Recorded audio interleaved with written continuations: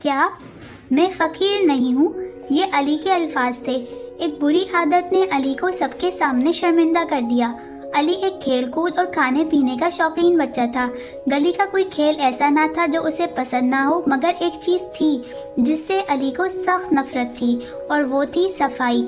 جب بھی امی کمرہ صاف کرنے کو کہتی تو علی ہنستے ہوئے کہتا، کمرہ تو بار بار گندا ہو جائے گا، بار بار صاف کرنے کا کیا فائدہ؟ اٹس سو بورنگ مما۔ اسی سوچ نے علی کو لاپرواہ بنا دیا۔ اس کے کپڑے اکثر میلے رہتے، بال بکھرے ہوتے اور اس کا کمرہ کھلونوں اور کوڑے سے بھرا رہتا۔ ایک دن وہ کھیل کر گھر آیا اور بغیر ہاتھ دھوئے سیدھا کھانے کی میز پر بیٹھ گیا۔ امی نے پہلے پیار سے کہا، علی بیٹا پہلے ہاتھ دھو لو ورنہ بیمار پڑ جاؤ گے، مگر علی نے بات نہ مانی اور ناراض ہو کر کھانا چھوڑ کر اپنے کمرے میں چلا گیا اور گیمز کھیلنے لگا۔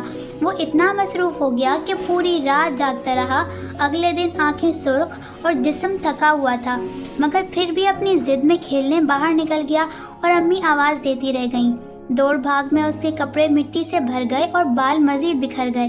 تھکن کے عالم میں وہ گلی کے کونے میں ایک پرانے درخت کے نیچے یہ سوچ کر بیٹھ گیا کہ تھوڑی دیر آرام کر لیتا ہوں، مگر بیٹھتے ہی اس کی آنکھ لگ گئی۔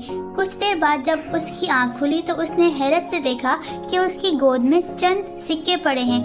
وہ گھبرا گیا اور سوچنے لگا کہ یہ سکے کہاں سے آئے۔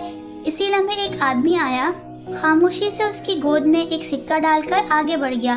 تب علی کو جیسے جھٹکا سا لگا۔ اسے احساس ہوا کہ لوگ اس کے گندے کپڑوں اور اس کی حالت کی وجہ سے اسے فقیر سمجھ بیٹھے ہیں۔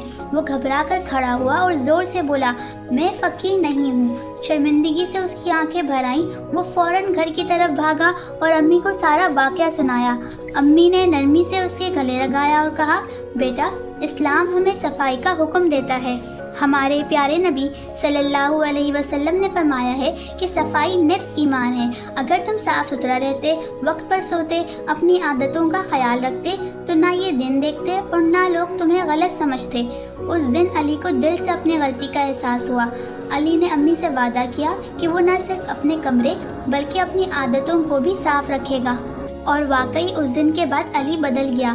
پیارے بچوں، اسلام ہمیں جسم، کپڑوں، جگہ اور عادتوں کی صفائی کا حکم دیتا ہے، کیونکہ صاف رہنے والا نہ صرف اللہ تعالیٰ کو پسند ہے بلکہ وہ لوگوں کی عزت بھی پاتا ہے۔